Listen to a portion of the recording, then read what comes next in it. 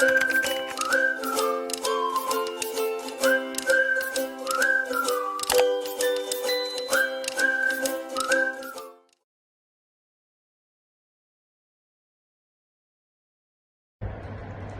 everyone and welcome to SMU PAW's new series What's Eating You. As a part of SMU PAW Animal Day, we have produced a wide array of educational videos to spread greater awareness regarding emerging perspectives on animal welfare today. In today's episode, we will be exploring the issue of animal consumption and the evolving approaches different groups in our community are adopting. One of the things Singaporeans love the most is food. Who can blame us? With a wide array of cuisines brought to us by our diverse heritage, food has become an integral part of the Singapore identity itself. However, as a highly advanced country with access to endless streams of information from all around the world, Singapore has not been immune to the increasing support for reducing or even completely eliminating the consumption of animal products. Internationally, there has been an increasing dispute regarding how healthy or even ethical consuming animals truly is. The motivation to reduce meat consumption is fueled by an array of reasons ranging from environmental sustainability to moral propositions. In this video, we hope to shed light on what are the emerging perspectives regarding the social norm that many of us up to recently have taken for granted. But instead of boring you with a lecture, let us take you through a quick investigative trip to the supermarket. In Singapore, there remains the perception that eating a plant-based diet is expensive as well as just difficult in general to sustain. To put this common perception to the test, our EXCO members have been challenged to create 3 vegan-friendly dishes. So first, for breakfast, we have dairy-free banana pancakes. While we gather our ingredients, let us introduce the first reason as to why people are looking towards reducing their consumption of animal products. First, reducing our consumption of animal products can actually help fight climate change. This is because factory farming is actually very harmful to the environment. According to a study published by the Royal Society, feed is the dominant energy user, taking around 75% of the total energy required. But it doesn't end there. With worsening climate change, it may in turn also harm food production, and these impacts are projected to increase over time with potentially devastating effects. Higher temperatures, for example, could place further stress on water-scarce regions and make it harder to rear animals and grow food crops. According to the Convention on Biological Diversity, climate change may affect plant growth and production by promoting the spread of pests and diseases, increasing exposure to heat stress and encouraging soil erosion due to stronger winds. Overall, factory farming is actually one of the leading causes of climate change and deforestation. Forest clearance to grow the crops and rear the animals reduces vital carbon sinks and releases gas previously stored in the soil and vegetation. Factory farming also requires large amounts of energy in order to function. This isn't just to rear the animals, but also to grow the vast amounts of feed that they require.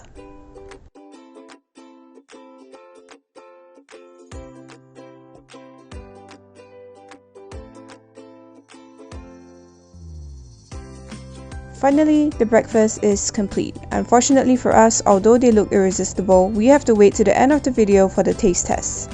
Now, let's move on to lunch. For lunch, we're having a classic Korean Japchae.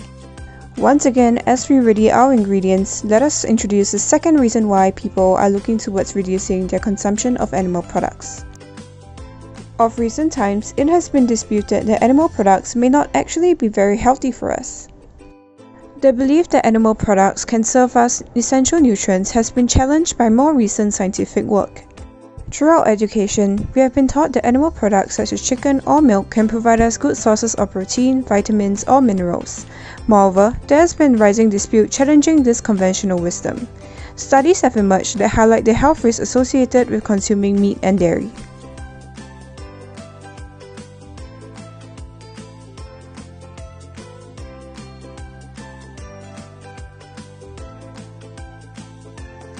A 2017 study funded by the National Cancer Institute found that women who consume most cheddar and cream cheeses were at a 53% higher risk of breast cancer.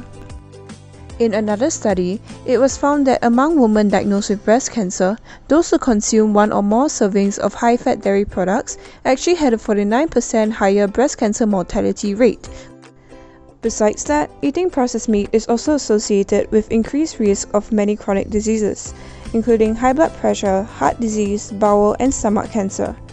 Simultaneously, we see rising evidence that a plant-based diet significantly lowers the risk of such diseases, as it often consists of unprocessed and diverse range of whole foods. So as we can see, what actually is healthy for us is also increasingly becoming unclear. Some people opt to shift towards a more plant-based diet to avoid such diseases.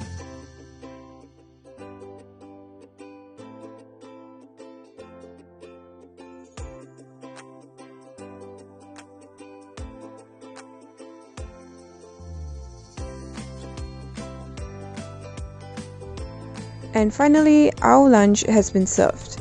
Now let's move on to the certainly last but not least, vegan dumplings for dinner. Along with dinner, we'll also be serving up the last and perhaps most common reason as to why people abstain from animal products. This is perhaps the most disputed as well as controversial belief when it comes to consuming animals. The reason is a moral one. Many now increasingly believe that consuming animals that are produced in such commercial factories is unethical.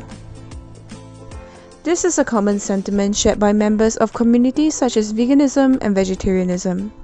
They believe that animal lives are just as valuable as ours, and some assert that it is unnatural for humans to consume animals. Educational documentaries such as Cowspiracy and Seaspiracy have revealed the rather dire cruel conditions in which animals are mass-produced.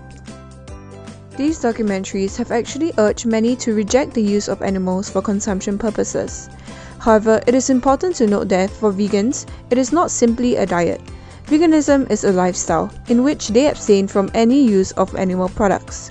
This includes only using cruelty-free products and abstaining from goods made of animal material such as leather. However, for the most of us, we have accepted the social norm of using animals as a form of subsistence. It is what has been traditionally taught to us and has integrated itself into everyday practices. However, with fundamental social norms and attitude shifting, this may be gradually changing. With these changing social norms, there has been a surge for demand for alternative products. And as a result, we observe a surge in meat alternatives that are increasingly tasting more meat-like, as we can see in our own grocery stores. These brands are just a few examples that you can look out for when shopping for your weekly groceries. And with that, the dumplings have been completed. Now let's finally move on to the taste test.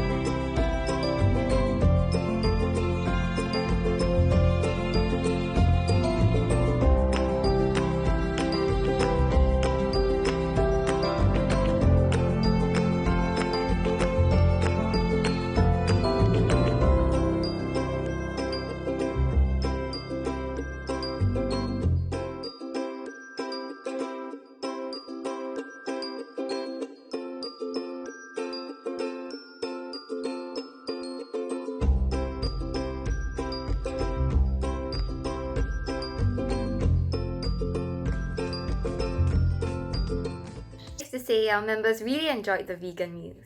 This experience has been rather eye-opening for us, as tasting these delicious, affordable homemade meals dispels our perception that food can only be delicious when involving meat or dairy. As we can see, even our perceptions of social norms regarding animal welfare are shifting and evolving with time. While we have been talking a lot about reducing meat consumption and discussing the vegan lifestyle, it is also important to understand that there is a much more nuanced range of diets. For instance, there are also different types of vegetarian diets. Lacto, which allows dairy but abstains from meat, and ovo, which allows eggs but abstains from both meat and dairy. In this short video, we have only managed to scratch the surface of the wide spectrum of ideas that exist regarding consuming animals in our community. What we can do as individuals is to be sensitive and aware of these differing perspectives, which may then foster conducive and constructive dialogue regarding these important issues. Additionally, rather than accepting labels on packaging claiming to provide certain nutrients or be healthy, it is important that we are aware of how to truly discern for ourselves. Of course, also keeping in mind our own health conditions and heeding professional advice when in doubt. With that, we hope you've taken away something from this video and continue to educate yourself as you go forward. If you like this video, please make sure to share it with your friends to spread the word. We hope to see you in our subsequent videos where we will shed light on even more issues in animal welfare. See you next time!